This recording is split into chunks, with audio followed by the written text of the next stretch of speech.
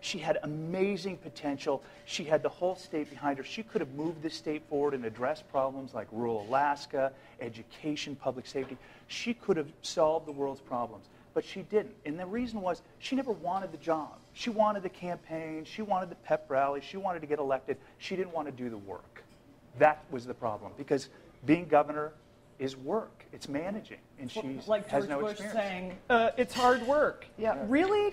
You think? I mean, that's what it is. I mean, clearing brush and riding your bike. I mean, it was that sort of mentality, like, well, this is cool. Oh, crap, I got to show up.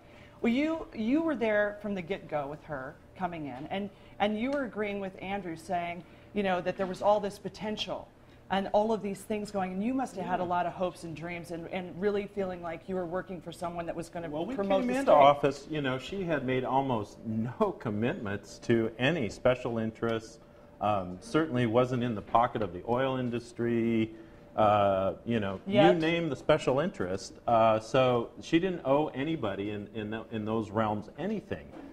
She had all this popular appeal. The legislature was scared to death of her. You know, they passed ACEs in 30 days. I've talked about that before. I mean, that under any other administration, an oil tax increase would take at least 2 sessions of the legislature, which is a 2-year period, if not more. 30 days. I mean, they couldn't say no to her. But in the end, you know, it was all squandered, I think, for just, you know, her image and her efforts to try to pursue this stuff. You know, and now here we're left sort of holding the bag. You know, you know, and to some extent, I feel sorry for our current governor. He's got a lot of things to fix. And, you know, what I find in Juneau right now is there's a sense of relief. I mean, people find sort of Sean's quiet demeanor is refreshing right now. You know, it's like, geez, we're talking about health care lately.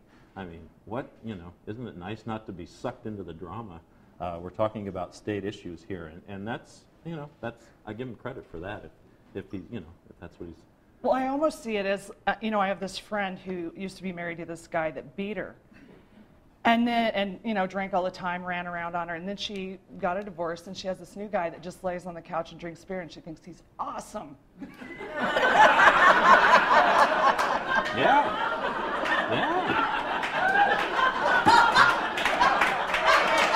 That's right. Funny how things work out. It is. It's funny how things work out, you know. So I miss Frank. You know, I'm like, yeah, we miss Frank. I miss Frank with the throat and the crazy. It's come to this. God.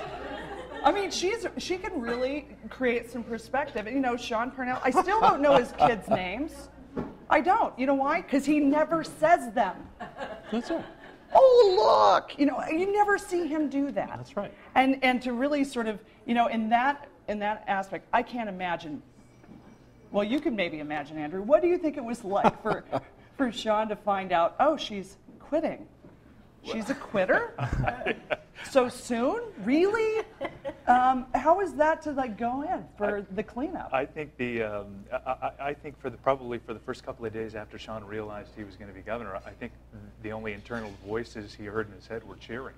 I mean, you know, I think that this was a guy who, if Palin didn't run, this was a guy who was going to have some significant problems if he was going to try and step up and run for governor, because one of the things, and you think back when Governor Palin was elected, when she was elected, people really believed that Parnell would balance her. They thought, people in the business community thought she was unqualified, not very articulate on the issues, and they had hoped that Sean would provide a balance, and Sean didn't. Sean fell right in line, supported all of her policies, went lockstep. Matter of fact, I remember speaking at a lunch in Fairbanks about 2 years ago, and his name came up around the table, and I remember one of the people, and this was a pro-business meeting, and one of the women at the table said, Sean Parnell, who the hell's that? Where'd he go? And the whole consensus around the table was that he was unrecognizable. And so I think Palin's departure and his ability to have the seat for the next 12 months before the primary has given him an opportunity that is really the only way I think he had a chance of getting elected governor. Because I think if he would have ran for governor next year as Palin's lieutenant governor trying to move up, I think he would have gotten crushed in any Republican primary because he had lost so much support because he just doted on Palin. Well, and in the fact that she didn't turn the state over to him. I mean, George Bush, when he was governor of Texas and ran for president, he turned his state over to the lieutenant governor, as did Bill Clinton when he was the governor of Arkansas. He turned it over. Sarah didn't say, okay, and she was like, I can do this on BlackBerry, which I hear you're fond of. No. I you had know, a good score going until you are called you? it. Oh gosh, I want to know what your high score is. You know, if you haven't read the parts, we should have you read your part. Actually, no, I won't do that. I won't do that to him. And but I've read it so that you don't have to. Basically, he has a fabulous scores Yes, on exactly. what is it, Brick Brack? I don't even know what this game is. Well, it's apparently highly addictive. Yes, I know. Yes. So we're going to be back after a couple of minutes with our Celebrity Rogue panel. I'm having so much fun. This is great. We'll be right back. All right. Welcome back. Welcome back to Bernie's Bungalow Lounge. My guest here on the Celebrity Rogue panel, yes, everybody I know has been avoiding or trying to or whatever get away from going rogue. You can't get away from it right now. It's everywhere. It's like Palin-Palooza. It's, Ann, are you eating granola? I'm totally kidding. Of course you are. It's in the book. It's all true. John Bitney is here. He's a longtime friend of Sarah Palin and was fired from being her legislative director. Sorry, don't you hate it when people say that out loud? Yeah, you know, I That's do. gotta suck. I'm over it, but you know. I mean, don't be bitter, no, right? No, I'm not bitter. Oh, wait, that would But- be someone else. Andrew Halcrow, two-term Republican state representative, running against Don Young, and, you know, kind of a thorn in Sarah's side for the last year, if not sooner. And Ann Kilkenny, a longtime resident and political observer of Wasilla, Alaska.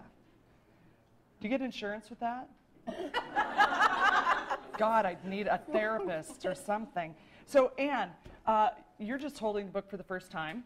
Exactly. But you've been hearing about what Sarah had to say to you. Is there a little something in there that you recognize? Can you share with us?